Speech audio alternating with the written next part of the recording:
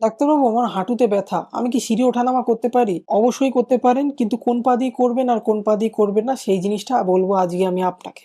তো ফার্স্ট একটা লাইন মনে রাখতে হবে, যেটা হচ্ছে good to heaven bad to hell. ভালো পা দিয়ে স্বর্গে যেতে হবে আর খারাপ পা দিয়ে নরকে। সেই জন্য যে পায়ে আপনার কোনো সমস্যা নেই সেই পা দিয়ে আমাদের উঠতে হবে ওপরে সিঁড়িতে এক পা এক পা করে, আর নামার সময় কিন্তু যে পায়ে সমস্যা বেশি সেই পা দিয়েই নামতে হবে। এছাড়া কিছু টিপস আছে।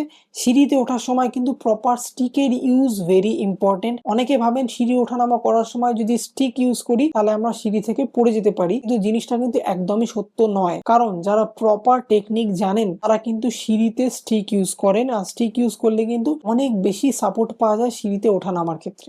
সেই জন্য সিঁড়ি ওঠার সময় good to heaven bad to hell সাথে একটা স্টিক অবশ্যই ইউজ করুন। আর যদি আপনার দুপাতেই ব্যথা থাকে তাহলে অবশ্যই সিঁড়ি ইউজ না করুন, লিফট ইউজ করুন আর আপনার পাটাকে ঠিক করুন।